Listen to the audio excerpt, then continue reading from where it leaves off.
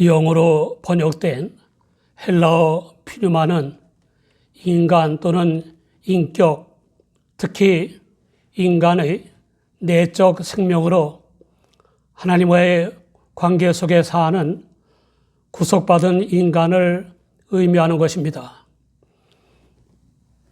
바울은 주와 합하는 자는 한 영이라 하여 그리스도인의 내적 인간의 존재 형식이 부활하신 그리스도의 존재 형식과 같음을 보여줍니다. 이런 존재 형식을 갖는 인간은 영으로 성령과 관계하여 하나님의 자녀임을 증거합니다. 영으로 하나님께 비밀을 말하고 영으로 기도하며 영으로 찬미합니다. 또 영은 사고하고 인식하며 의도하고 판단하는 기능을 갖는 인간을 의미합니다. 이 영은 인간의 생각을 알고 성령의 증거를 인식합니다. 영적인 인간이란 예수 그리스도의 십자가를 통하여 죄와 육적인 자기와 율법과 초등학문과 세상에 대하여 죽은 것입니다. 영적인 인간의 삶은 구원하신 예수 그리스도의 영역 안에 있는 것입니다. 이 영적인 인간의 삶은 성령의 소욕을 따라 사는 것입니다.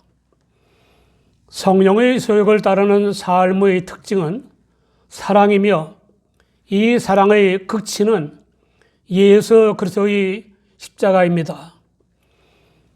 성령의 소욕을 따르는 삶의 궁극적인 목적은 그 자신이 아닌 예수 그리스도를 위한 것이며 하나님의 영광을 위한 것입니다. 바울에게 있어서 구속받은 인간을 의미하는 영은 부패하거나 타락할 가능성이 있습니다. 그러므로 바울은 영으로서 몸의 행실을 죽여야 한다고 하였고 영으로 서서 한 뜻으로 복음의 신앙을 위하여 협력하는 것에 언급했습니다. 이상의 결과에 의하면 바울에게 있어서 영이란 사고와 인식과 의지와 판단의 기능이 있는 내적 인간이며 하나님과의 관계 속에 사는 구원받은 인간입니다. 이 영적 인간은 부패하거나 타락할 가능성이 있습니다. 혼이나 영혼 또는 정신으로 번역된 헬라어 푸시케는 생명력 또는 생명 자체를 의미하는 것입니다. 바울에게 있어서 혼의 인간은 육 있는 자여 흙에 속한 자로서 자연적이며 지상적인 삶을 사는 자연인을 의미합니다. 이 혼은 노력하고 의도하고 목적하는 기능을 의미하는 것입니다. 몸으로 번역된 헬라어 소마는 가장 복잡하게 사용되었으므로 이해하는 데 많은 어려움이 따릅니다. 바울은 몸을 육 또는 육신 또는 육체라는 의미로 사용하였고 이 외에도 육체적인 조직이나 고통을 당하는 육체의 의미로 사용하기도 했습니다. 바울이 몸을 육신이라는 의미로 사용하기도 하지만 헬라의 영육 이혼론과는 전혀 다른 것입니다. 바울은 결코 몸을 정신의 무덤이나 또는 그 자체가 파멸하는 것으로 생각하지 않습니다.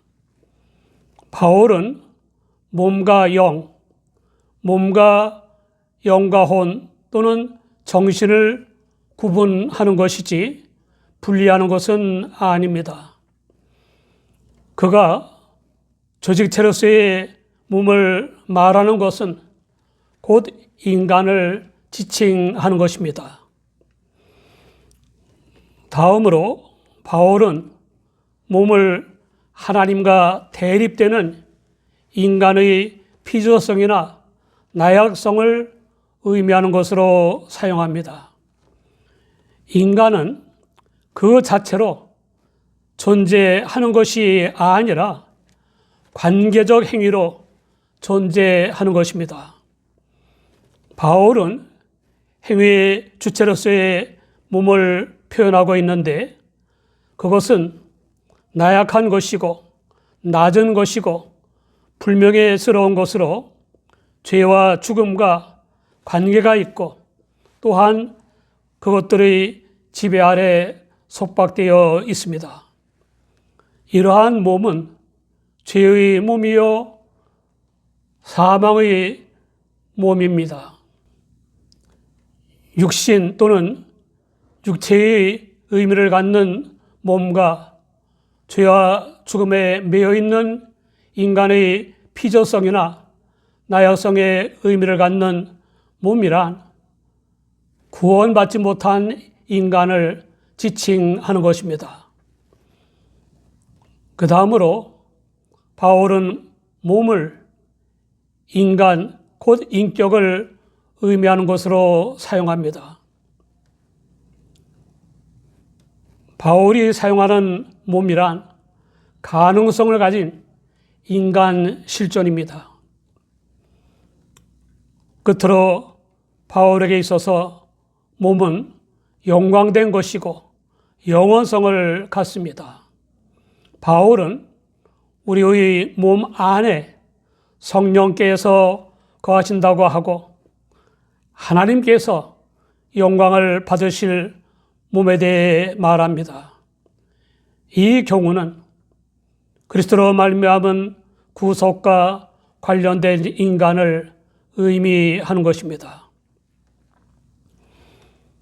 부활하신 예수를 다메섹 도상에서 만나게 된 바울에게 있어서 몸의 부활은 중심 사상이며 특징적인 것입니다. 바울은 몸의 부활을 말할 때 육의 몸과 대조하여 신령한 몸으로 다시 산다고 했습니다. 신령한 몸으로 부활한다는 것은 인간이 부활한다는 것을 의미하는 것입니다. 한마디로 바울의 몸이란 물질적 구성인 육체와 구속받지 못한 인간, 그리고 성령께서 내주하는 바 구속받은 인간으로서 완전한 구원인 신령한 몸의 부활을 기다리는 인간을 의미하는 것입니다.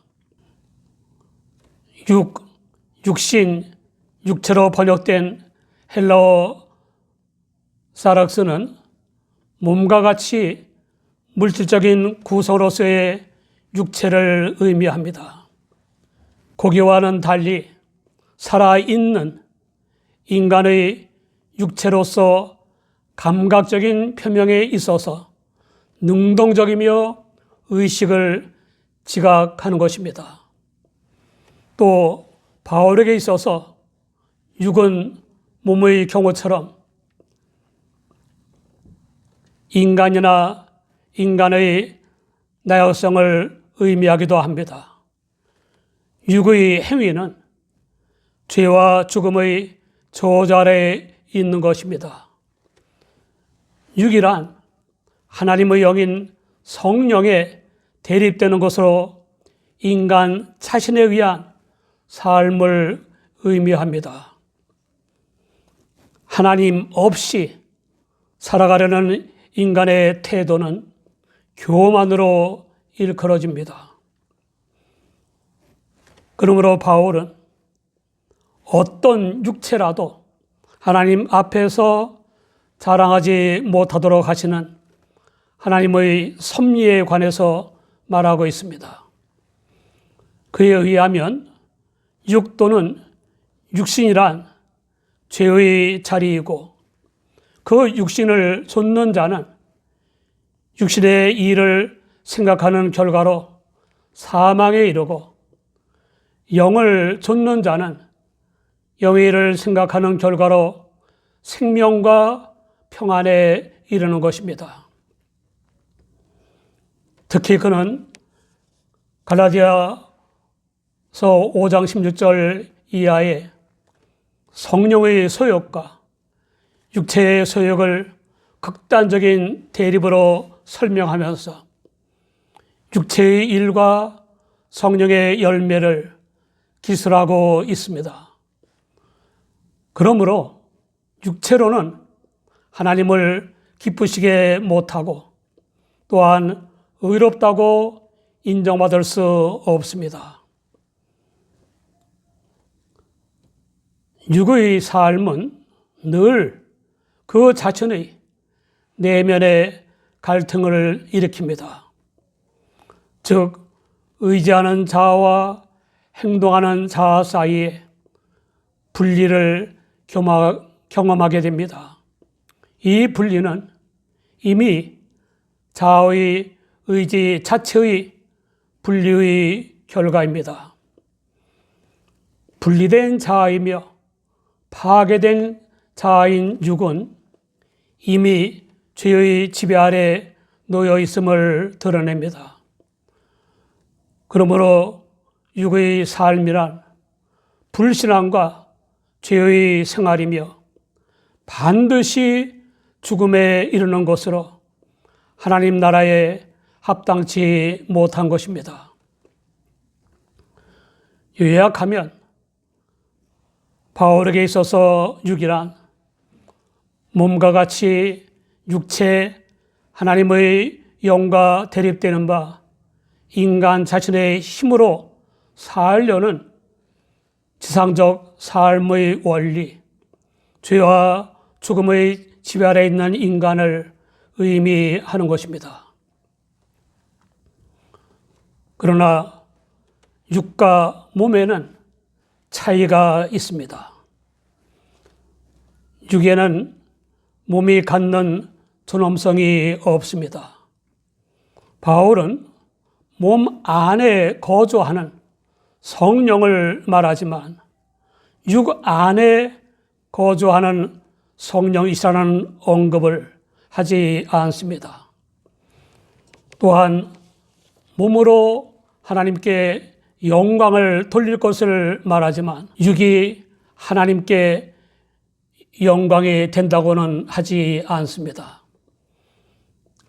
끝으로 몸의 구속과 몸의 부활을 말하지만 육의 부활이라는 언급을 하지 않습니다.